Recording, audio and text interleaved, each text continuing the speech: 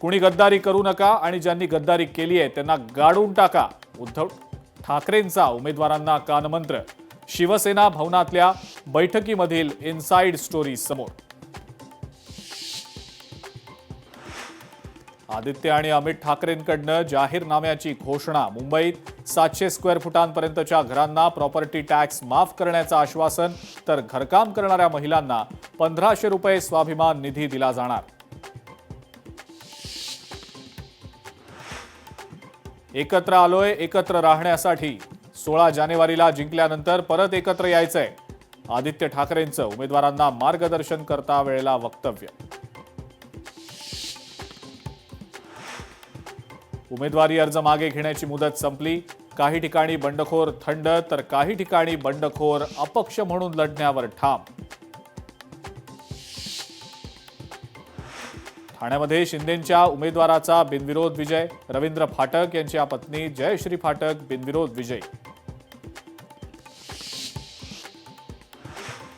काहींनी माझ्या नावानं बोंबाबोंब केली. अजित पवार मात्र माझ्या पाठीशी आहेत. नवाब मलिकांचा भाजपला टोमणा.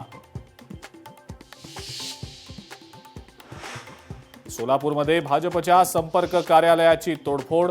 अंतर्गत वादातून उमेदवाराच्या संपर्क कार्यालयाची केली तोडफोड. ऐन निवडणूक काळात सोलापूरमधलं राजकीय वातावरण तापलं. नाशकात भाजपच्या 2 पदाधिकाऱ्यांमध्ये हाणामारी. भाजप उमेदवार बाळा शिरसाट आणि देवानंद बिरारी यांच्यात वाद.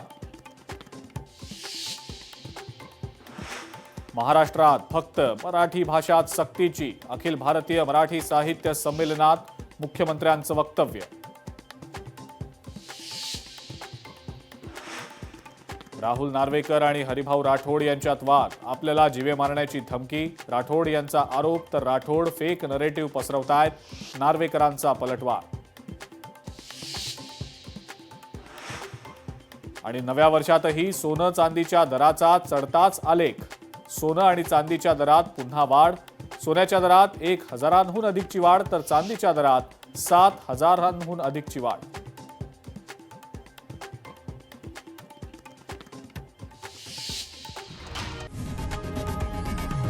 लोकशाही मराठी ऐका, पहा, जागरूक रहा.